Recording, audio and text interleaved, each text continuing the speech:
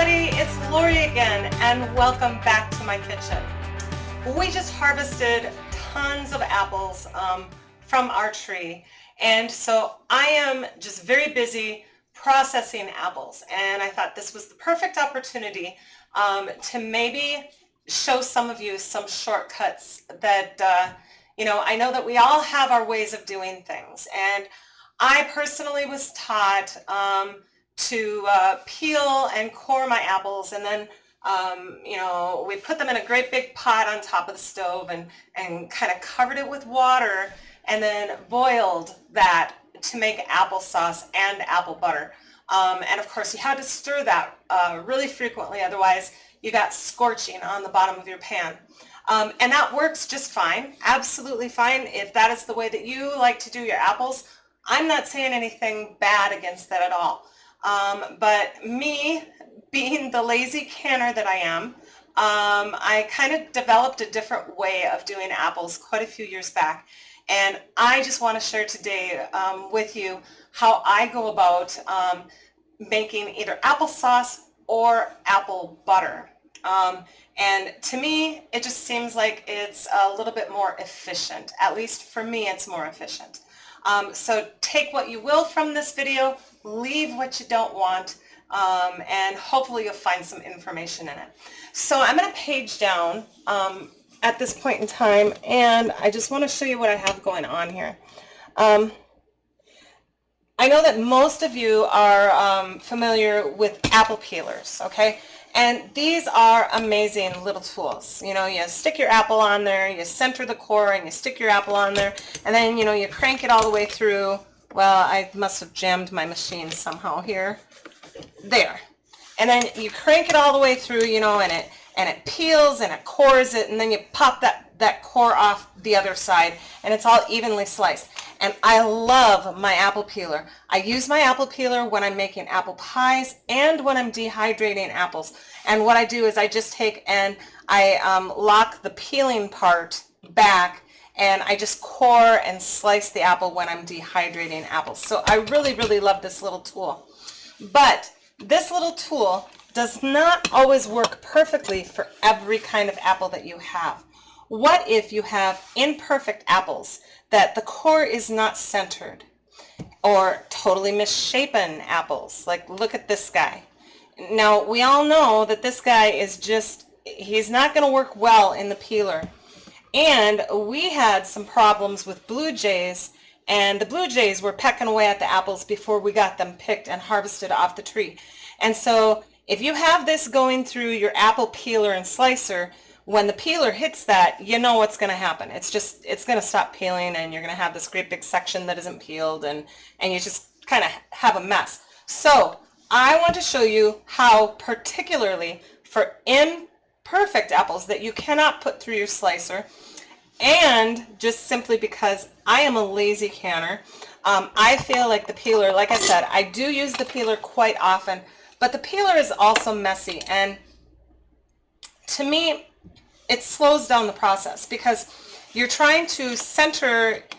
You want to make sure that you get that core centered on those prongs, and then after you take the time to spin it all the way through and get it peeled and the core is out here, then you have to grab that core, excuse me, then you grab that slippery core and try to pull it off of those prongs that you've stuck it on there, and it's slippery and it's difficult, and then you have these peelings that are coming out at you all over the place, and it is just a juicy, sticky mess. I mean, I tell truth, guys, if you've used one, it's a juicy, sticky mess.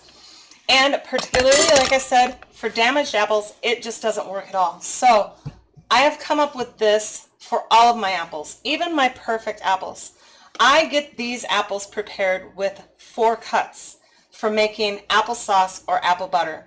So what I do is I take my thumb and my finger and I find the core of that apple. And then my knife to the right of the core, I slice once, I turn the apple, slice to the right of the core again, twice, turn the apple again, slice to the right of the core again, 3 cuts, and turn again, slice to the right of the core, 4th cut, and my apple is cored. And yeah, it's not round, but I've always kind of been a square peg in a round world, so to speak. So there you have it. Your apple is prepared in 4 cuts. This is going to go into my container for apple cider vinegar. And these unpeeled apples are going to go into my 18-quart roasting pan. Okay, so I'll show you that again. To the right of the core, 1, 2, 3, 4, and done. Core for vinegar and apples in the pan, skin and all. Now the same thing with like these damaged apples, okay? So I'll take my damaged part and I just go ahead and I cut that off in my first slice. 2, 3, 4. That core looks like it's in good shape yet. And then I just go ahead and I remove that bad part of the apple, send that to the chickens. The rest of that slice can go into the pan.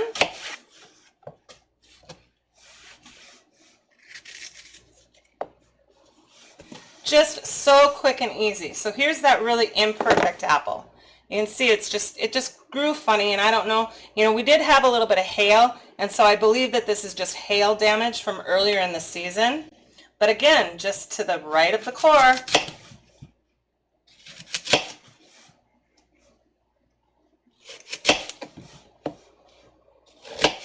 Beautiful. Core for apple cider vinegar, and then I just go ahead and cut anything out that I don't like the looks of for the chickens. The rest of it goes in my pot.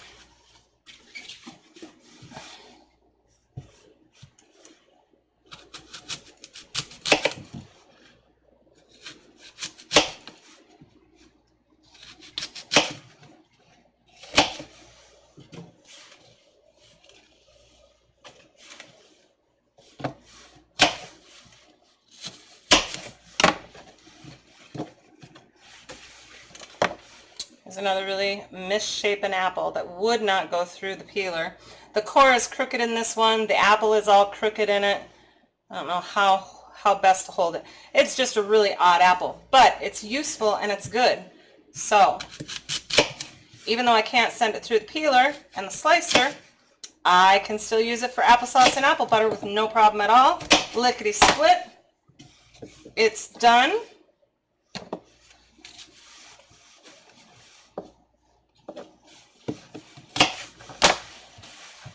All right, here's another really good example. We've got a pretty bad bruise here, and we know that bruises, now this was from when we were picking the apples. Some of the apples fell off the tree, hit the ground, and got all bruised up.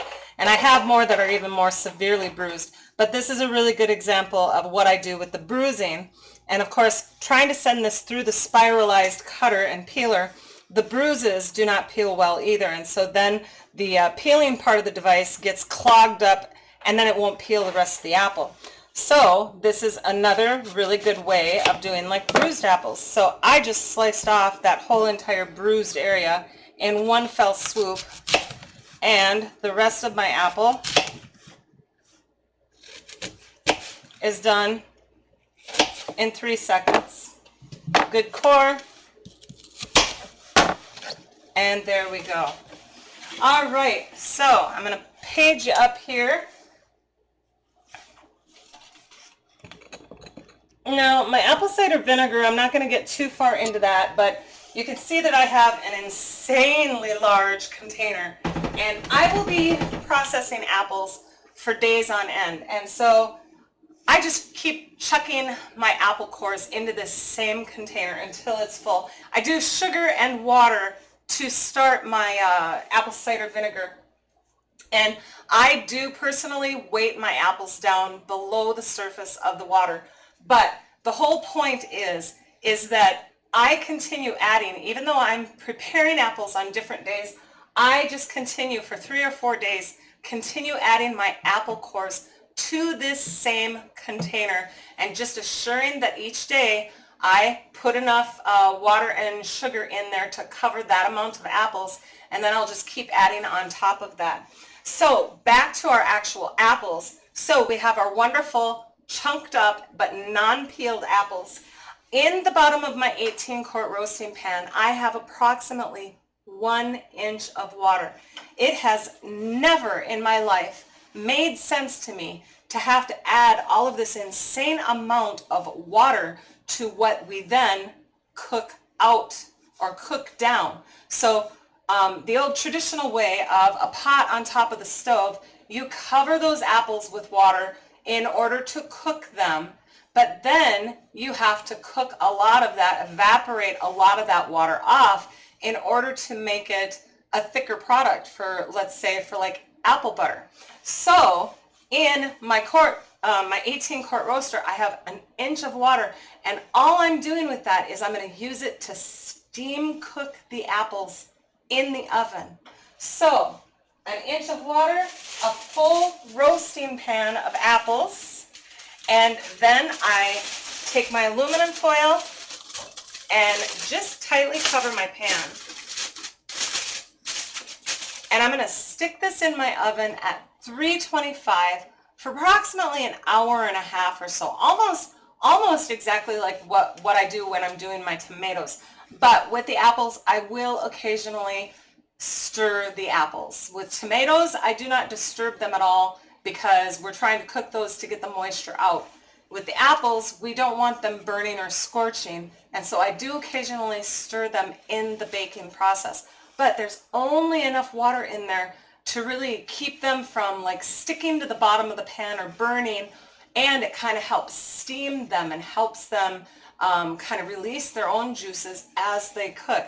But in the end, I have a beautiful thick product without having to bake it much more at all in order to remove any of the excess juice.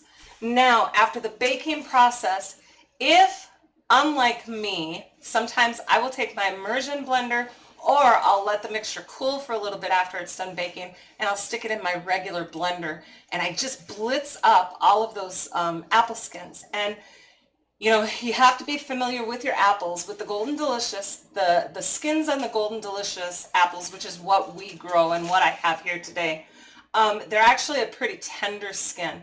And so after the baking process, I can just blitz them with the immersion blender or in a regular blender, and they pretty much just disappear in my applesauce or apple butter. Another thing that I have done in the past is after I bake this down, I have ran it through my food mill to remove the skins. So you can make a choice of how you want to do yours. Try it both ways. See which way you like. I personally like just blitzing it because then I'm not getting my food mill dirty and I'm not taking another step. I'm just buzzing it all up with my little immersion blender, and I'm pretty much ready to can it at that point in time. But anyway, for now, I'm just going to shove this in a 325 oven for about an hour and a half, and I'm going to stir it, I don't know, every 20 minutes or so. Just occasionally get in there and stir it up and check it and see how they're progressing and see if they're baked all the way through. So into the oven it goes, and I'll be back in a little bit.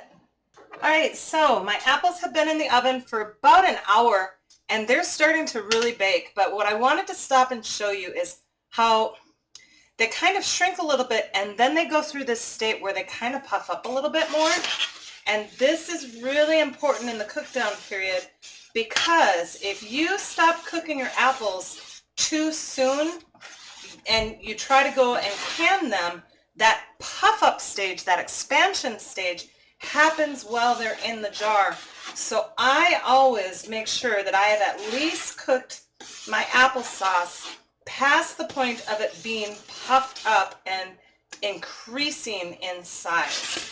But you can see that just in the baking period, just within an hour, most of my apples are already just kind of turned into applesauce.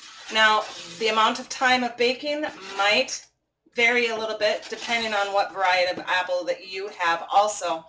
But I can tell at this point in time, it's still a little bit chunky for me.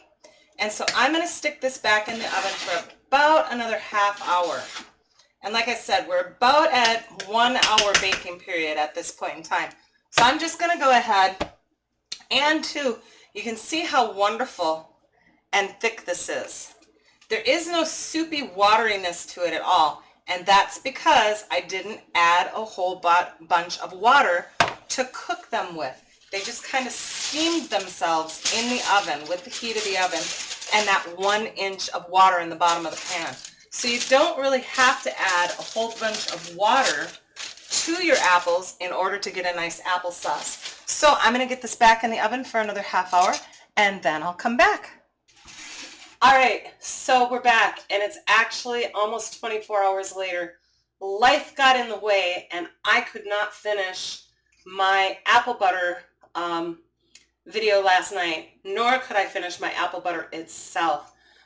So since it's nice and cool out at this point in time of the year in our area of the country, when I realized that we had unexpected guests, which was absolutely fantastic. But anyway, I turned the oven off because I knew I wasn't going to get back to my apples.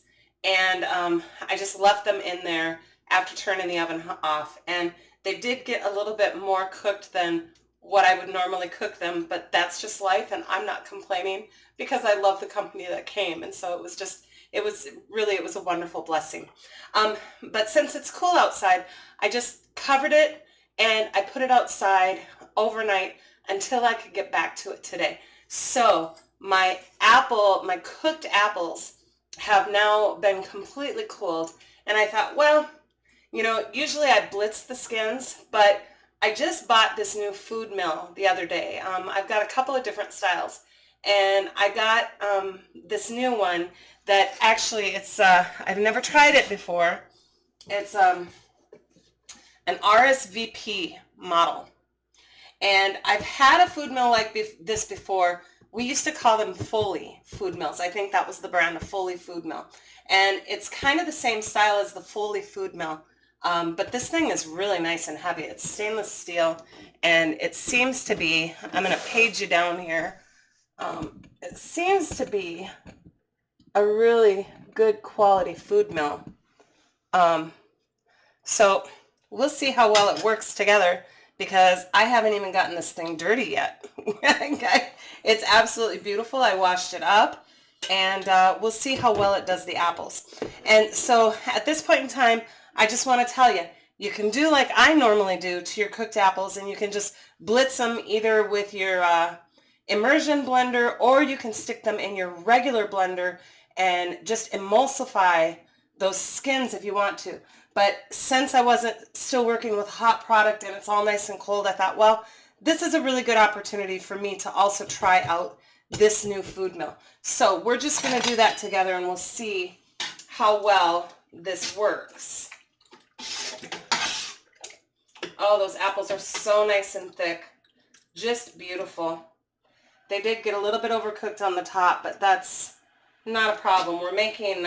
I'm making apple butter with them, so that's not an issue. And I'm not going to have any more cook down time hardly at all with these because you can see how beautiful and thick they are. There's just not a whole lot of excess juice or anything that needs to be cooked off. And that is because I do not add a whole lot of water to begin with. So, all right, so let's see how well this food mill does.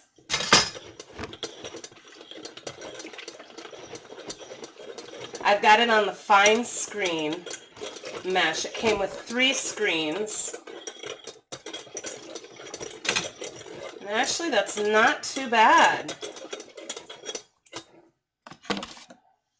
Move some stuff out of the way here. There. All right, let's get some more apples in there.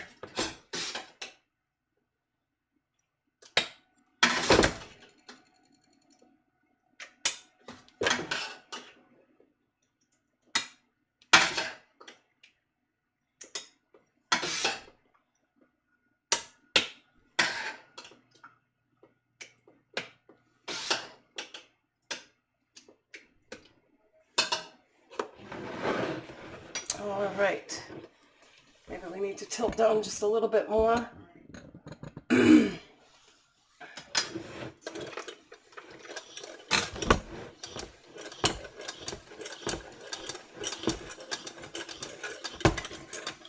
every once in a while with these food meals, at least this style, you need to kind of crank it backwards to get the skins off of the mesh so that more product can be pushed through.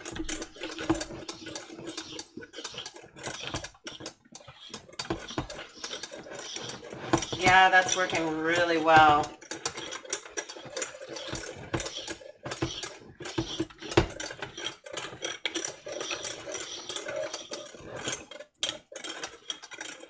And then you can, if you want to, you can scrape out, oops, I'm sorry, I didn't mean to bump the camera. Then you can just scrape out all of these apple peels.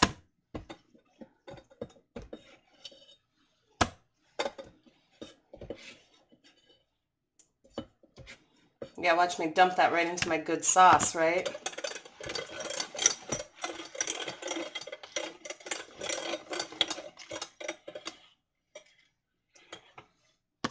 Bring that back around and get those peels out of there.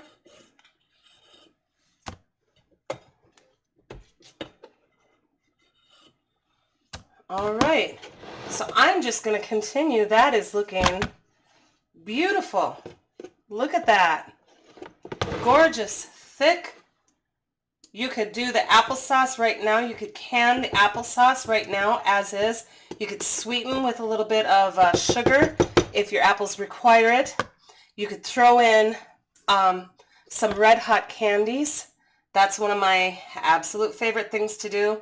I buy red hot or cinnamon cordials, and I save them up specifically for apple season because they're my favorite thing to season applesauce with, and it makes it such a pretty pink color.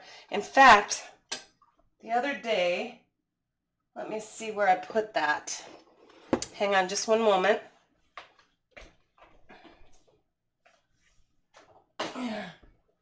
The other day, I made some applesauce with the cinnamon red hots, just as the sweetener and a little bit of a cinnamon flavor, and it just comes out such a beautiful pink color. I'm not sure if the camera is picking that up or not, but it's just a beautiful, pretty pink color. So cinnamon red hots or cinnamon cordials are fantastic in applesauce. So, all right, well, this is going really well, so I'm just going to continue milling my apples.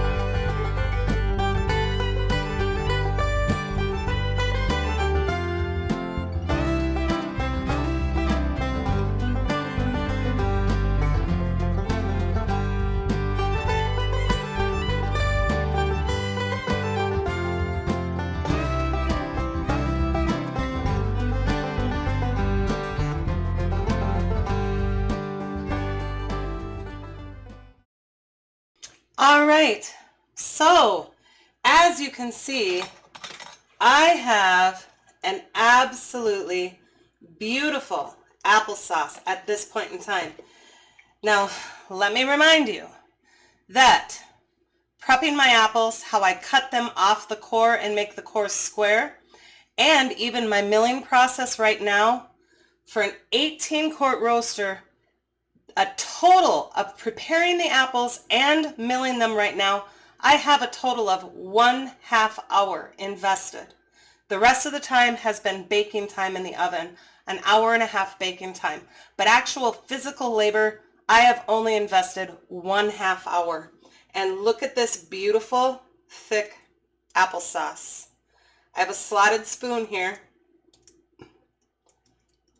Look at how thick and rich that is. Really no added water, and so it's not really super runny. This is just a beautiful consistency for applesauce. So like I said, at this point in time, if you wanted to, you could go ahead and can this as applesauce as is. You could add a little bit of sugar, taste it, just add sugar to your level of happiness on the sweetness. Or like I do, you could throw in a few hands of cinnamon red hots. Now, with the cinnamon red hots and the sugar, I would suggest, I'm working with cold applesauce right now because we know that we had that little glitch in life, and so mine is cold. But if I was going to do that, I would reheat it and then throw in the red hots and just heat it in the oven and stir occasionally until those red hots have completely melted, and then I would go ahead and can my applesauce. The same with the sugar. You want to make sure that sugar is really well dissolved, and so you always add that to hot applesauce. And then I would pack the hot applesauce into jars. But you can also can applesauce from a cold state. So if, like me, you run into a glitch and you have to stop what you're doing and refrigerate this, you can it from a cold state. That is not a problem at all. But if you're going to add sweetener agents, or if you're going to add the cinnamon cordials or cinnamon red hots, I would definitely have this hot so that they would melt. Otherwise, they're just going to clink down to the bottom of the pan, and it's not going to be good. So anyway, at this point in time, I'm going to stop the video and I'm going to clean up my area, and then I'm going to continue on to make apple butter, and I'll show you how I do that. All right, guys, so I got everything cleaned up. Now I've got all of my beautiful milled applesauce here, and it is totally unsweetened. This is just the cooked down apples, okay? I'm going to pour that back into my roasting pan, and I tend to cook my apple butter down to the consistency that I want it to be before I add any sugar or anything else, because sugar is what tends to burn and scorch. And so if you can cook your apples down to the consistency that you want them to be if you're making apple butter, do that first and then sweeten afterwards. And you will have a lot less burning issues.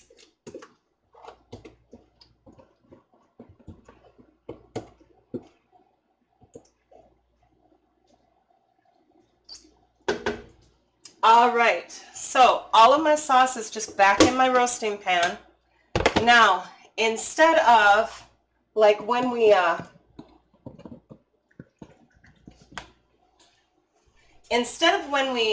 first cooked our apples, and I covered it very tightly because I wanted my apples to steam with that little bit of water that was in the bottom of the pan. Now my mission is to evaporate any excess moisture I have left in my applesauce. I want to evaporate that out.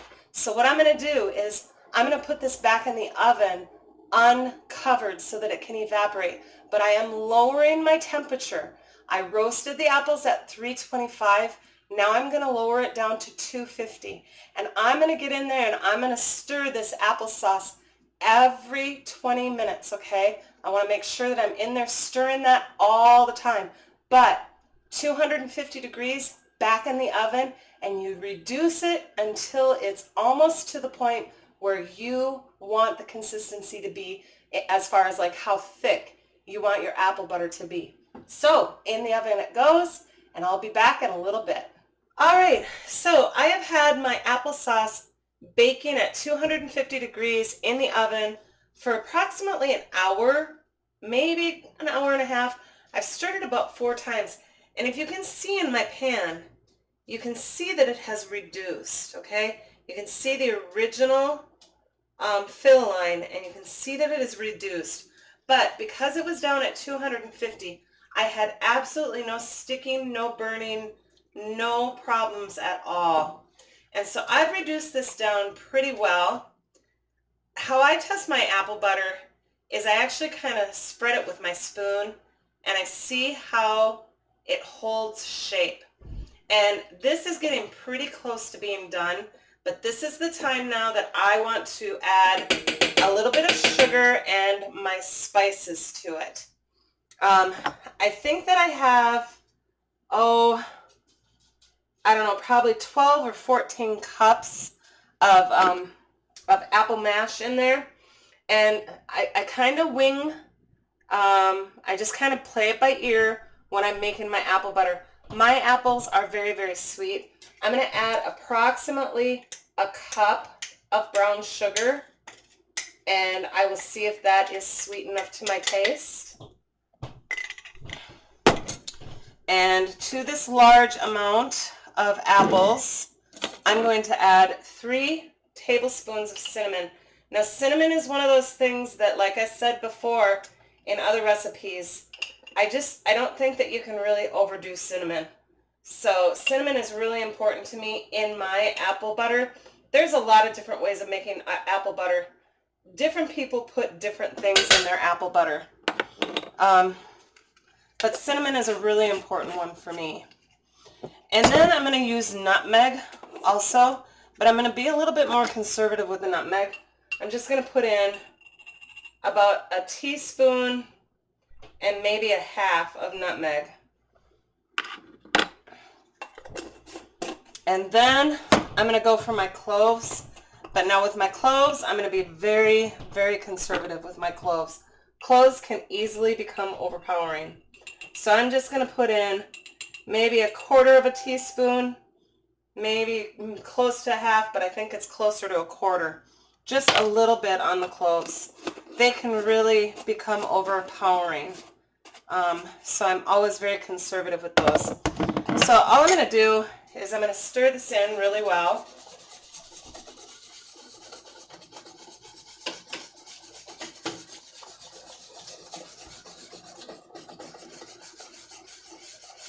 Oh my heavens, that just smells wonderful. Now because it's hot from the oven, of course, that sugar is going to melt right away. It's not a problem at all.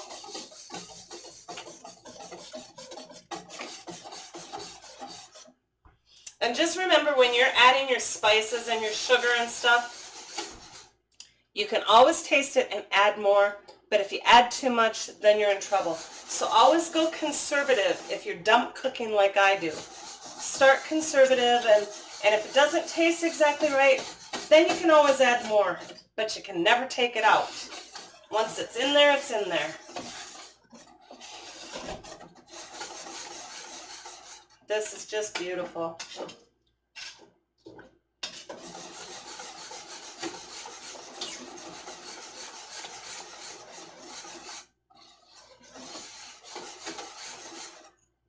So I'm going to just take just a little bit and just taste test and see if I'm happy with the sweetness, and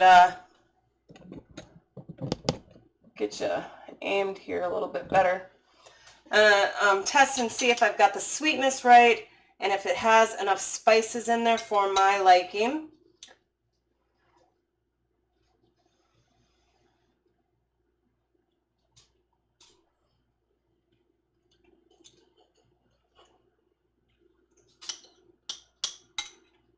Well,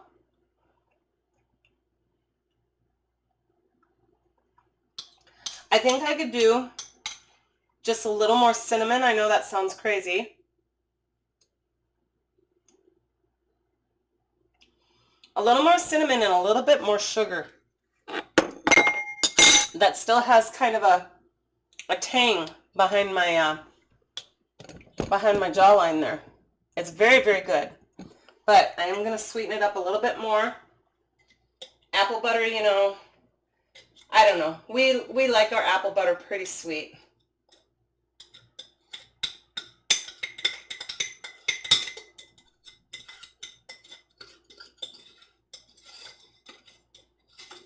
So I'd say in all, for this large amount of apples, this was an 18-quart roaster. For this large amount of apples, I've got about 2 cups of brown sugar in there. And I think I'm going to add just a little bit more cinnamon.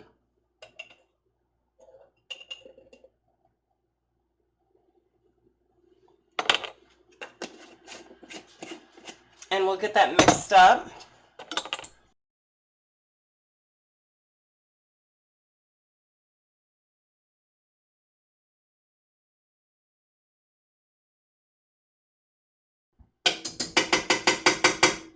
All right.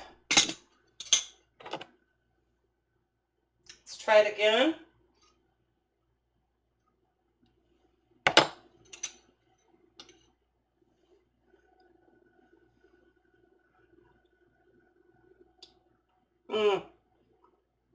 Oh, that was it.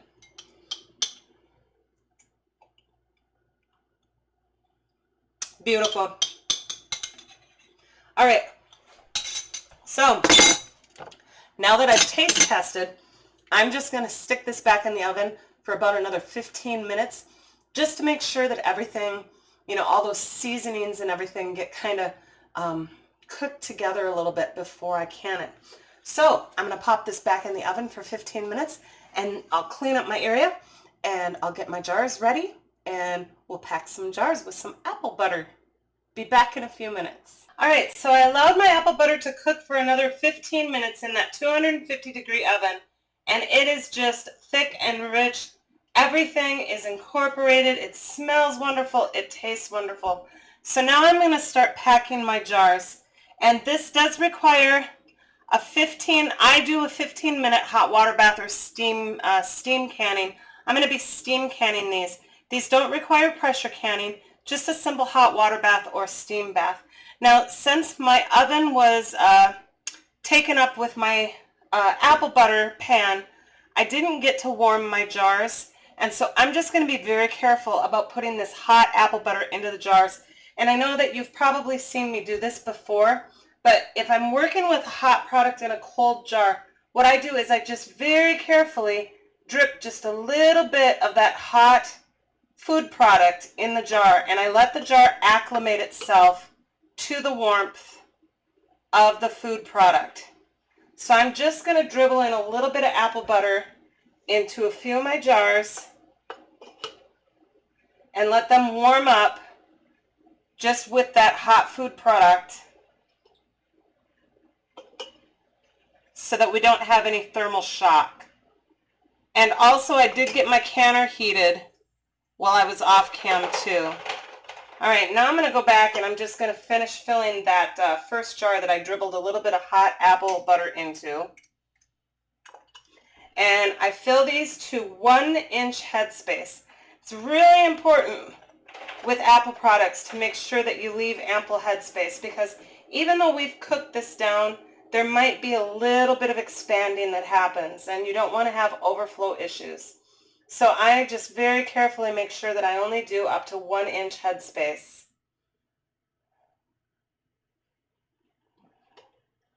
There we go.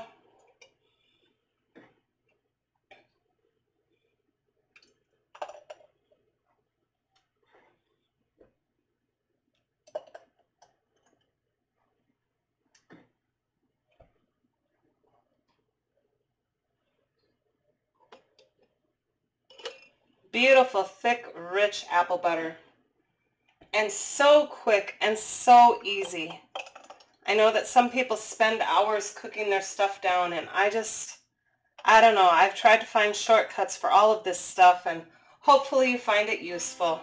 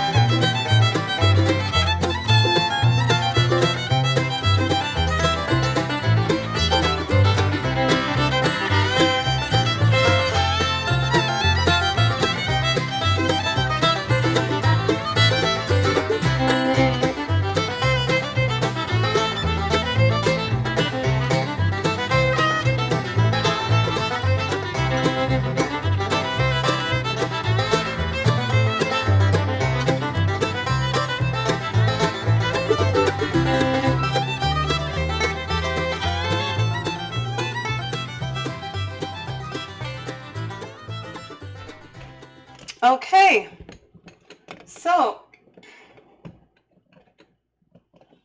I think that I had prepared 15 jars, I guess pretty good, because I only have 2 left over that I didn't use. So I have 13 in my canner, and like I said, my canner is hot.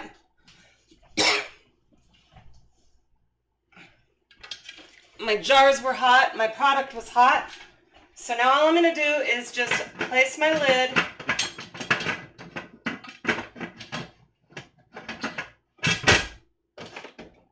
Having malfunctions tonight here. I'm going to place my lid, and I'm just using my stovetop PC as a steam canner. I am not pressure canning these. I am only steam canning them, and I will steam can them for 15 minutes. I have pints, and so I'm just going to steam can for 15 minutes. So after my canner comes to a full vent, I'll time my 15 minutes, and then I will let it cool down a little bit before I remove the jars. And when I remove the jars, I'll come back and show you the beautiful finished product. See you in a few. Okay, so I got through the 15-minute steam can, and after the lid lock valve dropped down and the emergency blow-off valve dropped down, I just cracked the lid open just a little bit, and I've allowed it to cool down for about another 10, maybe 15 minutes. So now I can safely remove my lid, and we're not going to have a whole lot of, difference in between the cool air of the room and the hot air inside the canner. So we'll get these out and set out to cool and seal. These look absolutely lovely. Look at that beautiful apple butter, you guys. Minimal cook down time. There wasn't a whole lot of fluid in there to begin with, so there wasn't very much to cook off.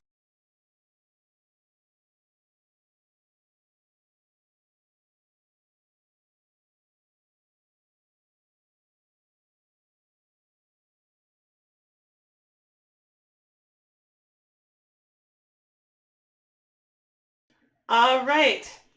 So out of that 18-quart roaster, I have 3, 6, 9, 12, 13 pints of finished apple butter, which is an amazing amount. Like I said, particularly in such a small amount of time. I've made applesauce and apple butter in so many different ways through the years. Peeling all the apples first, putting it through the apple peeler core slicer machine. I've just done it all, and I've tried it all sorts of different ways. And I really just feel like this one, at least for me, is the most efficient. So I've given you, I guess, a few of my insider tips on how I do it. You, of course, can develop your own way of doing things. If you prefer peeling your apples first, there's absolutely nothing wrong with doing that. You could go ahead and peel your apples first and still bake them in the oven like what I did, and that would be absolutely fine. And then you wouldn't have to put them through the food mill or, like I said, put them through the blender to emulsify those skins. One of the things that I did want to say about emulsifying the skins is it really depends on the type of apple that you have, the variety of apple that you have. Some of the skins are a little bit tougher than other varieties of apples. And so sometimes, depending on the type of apple, even though you emulsify it, you can find little bits and pieces of that apple peel as you're eating your product. We don't find it objectionable in any way, shape, or form, but it could be that, maybe you don't want that, or you have a variety of apple that, it doesn't get emulsified as well. So in that case, I do suggest peeling first, or like I did, send it through the food mill at the end of the baking period. Also, again, I kind of wing a lot of my recipes, and I'm a dump cook. I just dump it in. But apple butter is pretty versatile. There's just a whole lot of different recipes and different ways of making it. I just prefer to use the brown sugar and the cinnamon and the nutmeg, and just a little pinch of cloves. I have seen recipes that also call for allspice, and allspice is a really, it's kind of a neutral type seasoning for apples and pumpkin and things like that. It's used very often, as you all know, in pies. And so that really does pair well with the apple butter also.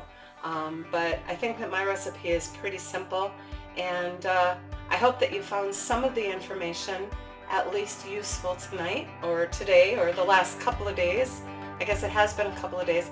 I'm kind of getting worn out again, and I need to get to bed. But anyway, thank you so much for joining me again.